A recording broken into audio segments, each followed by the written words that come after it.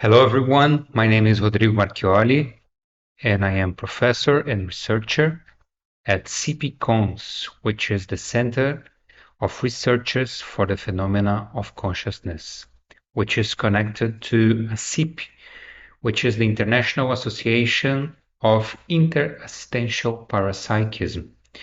And unfortunately, I was not able to reach to TSC this year because of some visa issues, considering that I would be departing from Brazil. So I was not able to reach in time and to get my visa in time. So I am now recording this video to present the topics and the matters that are related to my poster presentation, which has as a theme consciousness as singularity. And to not delay on this presentation, I will have some topics that I will be presenting here about this theme. And I will start with the premises. And it is important, very important here to know that I am departing from the conscienciological perspective or from the set of ideas from conscienciology or the conscienciological paradigm, let's say, like this. And from this perspective, we are considering the out-of-body experience and the cosmic consciousness phenomena as something real. And this point of view, when we start from this point of view, there is a very important question that we can ask. What is consciousness if we consider this phenomena as real? And how to define consciousness and how to categorize consciousness if we consider this phenomena real. So there are a lot of ways to prove the existence of this kind of phenomena, and I enlist here some of them because first place they can happen spontaneously through natural causes or traumatic causes, and the most prominent traumatic cause, which is very known worldwide, is near-death experience. And there are other ways to experience out-of-body experience, which can be induced. And in conscienciology, we say that this kind of experience can be by one's own will, using certain techniques that we propose in conscienciology, how to do so, and by external elements to the will, such as hallucinogens or psychotropic drugs. So the main question here is how to define consciousness considering these premises. And this is the main problem I want to talk about now. So I developed a really simple methodology to answer this question and to address this problem. And in first place, I put a very simple question. If consciousness is something physical or organic, is a physical or organic object, and obviously, when we consider out-of-body experience and cosmic consciousness phenomena as something real, it's obvious that we are not taking this for granted. We are not considering that consciousness is something physical or organic. But there are a lot of other questions that we can make in this sense, such as, does it belong to the category of individuals, which means that we are considering the category of the objects that are subject, for example, to contingent and accidental issues, let's say like this, in the permanent transformation. So in this category, Can we put consciousness into that? So, the most related object in the physical world or organic or material world is the brain, which is connected to consciousness. So, can we reduce consciousness as the brain? And when we take the out of body experience or cosmic consciousness phenomena, the answer is no. So, in the same way, is it something extensive? Can we measure consciousness? Can we say its size, its weight? And the answer is also no. Is it physically apprehensible? Is it submitted to the material or objective reality? Can we see it? Can we touch it? Can we sense it through our perception? Can we perceive it through the bodily sensory schemes? And I say five senses, interception or proprioception, these ways of perception. Can we realize or visualize consciousness through one of these ways? And also the answer is no.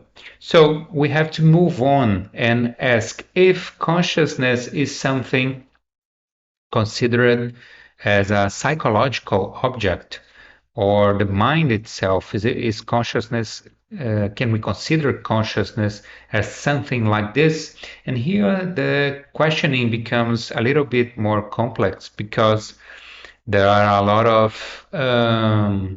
ways to answer or to question this kind of thing. But when we consider that, especially the cosmic consciousness phenomena and what's implied into it, and obviously I will not have the opportunity to go deeper into that, but when we experience this kind of phenomena, we can say that consciousness is something else, is something that is behind the psychological or the mental objects or the mind in itself. So consciousness has a more deep and fundamental reality which lays behind this layer of reality, let's say like this. And also, can consciousness, in this sense, can consciousness be apprehended by the transcendental faculties of man, such as memory, imagination, inner perception, learning, understanding, or reason? And we also say that the answer is no. And in the same sense, it's important to always look at consciousness through the lens of or through the time key. And in the physical world, we would say that consciousness would be subject to the linearity of time of the succession of past, present, and future. And in this second question, we would ask if consciousness would be subject to the simultaneity of presence. And we would also say, at least in the conceptuological perspective, that no, it's also a no answer about these questions, because when we consider that consciousness again is behind, we can realize and perceive that consciousness is behind these physical and psychological layers. We can also answer these questions with a no. So we have some preliminary conclusions about that, because if we answers negatively about these questions, we can conclude that neither the category of physical, organic, extensive objects in which the brain stands out, nor the category of psychological or psycho-organic objects in which the mind or the body mind stands out, are capable of accounting it appropriately. So consciousness, in a sum, consciousness cannot be considered as something phenomenal. This is a very important conclusion that we have to come up here, but something noumenal. because the attributes of the consciousness, common and transcendental faculties, cannot be confused with the consciousness itself. So we need a new category to account for consciousness in a conceptuological point of view, at least. So in our work, we are proposing that this category is the category of singularity. It's not something physical, which belongs to the category of individualities. It's not something psychological or nor the mind, which we can put in a category of the universals, let's say in a formal category, but we have to draw another category, which would be the category of singularity. And the main influence to propose this category we take from the work of Gilbert Simondon and Gilles Deleuze, because the category of singularity, we find it in John Duns Scotus work and also in William of Ockham work, which are both working with logical problems or logical categories, but we are using here with the meaning applied by Deleuze and Simondon. Okay, so when we categorize consciousness in this category, we can draw some outcomes and consequences and some conclusions also. So we can say if we put consciousness into this category, at least from a conceptuological perspective, that although being real, consciousness cannot be observed, perceived, or cognitively apprehended appropriately. So if we put consciousness into this category, this is one of the conclusions, because as Deleuze states, once we consider something as a singularity, we are considering all these characteristics. So I'm just connecting it and also affirming it, but making some relations here.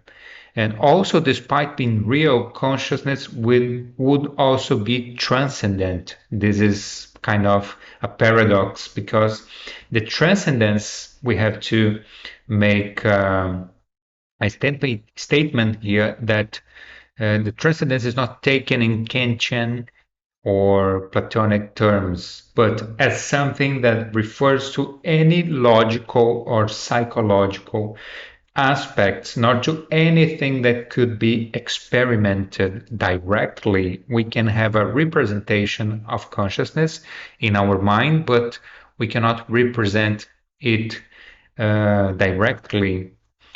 We cannot experience it directly, because we can only be consciousness and not experience it and can have a direct representation of it. So from this notion of singularity, which refers to the essence, we're talking consciousness as something essential, and in Deleuze terms would be the pure material that remains after remove the contingent and universal elements. So in this sense, it not have extension either in relation to the physical world, not to the mind. In the same way, it would be aformal, opposed to structures, forms, and relations that are found precisely in the field of subjectivation. This is a really important point also. Therefore, any functionalist, analytical, or structuralist attempts to explain it would be in vain. Consciousness would be something not extensive, but intense, would be an intensity. For this reason, could be associated with a force or a non-organic potency of life that animates, vitalizes, and organizes objects intelligently. It would be the pre-individual force that generates organic individuality and the psychological subject. This is a very important point because the main point of Deleuze's work is to show that life cannot be explained by its organic forces. There might be some inorganic force, let's say a metaphysical force that generates, vitalizes, and organizes the life and the objects that has also its own laws. So to end here, consciousness would not be subject to that kinds of time, but for the pure past, associated with reminiscences, deja vus, folds of the past, these are the Deleuzean terms that I do not have time to explain it, and also to the pure present because it would not perish, it would not be transformed by the existential dimension. It's not a contingent and accidental object that is subject to transformation. So it is connected to the pure present and also to the pure future because it would be connected to the infinite becomings, the eternal return of futures and liberated from absolute and infinite potentialities.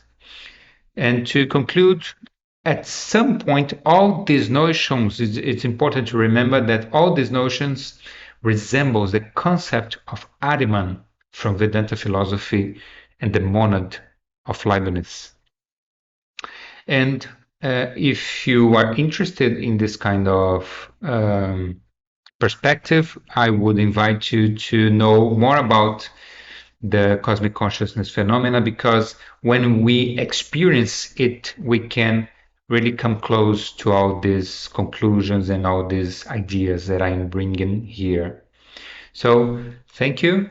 If you want to stay in touch, please send me an email. And if you have any doubt, I will have a lot of pleasure to answer you as soon as possible. Thank you very much.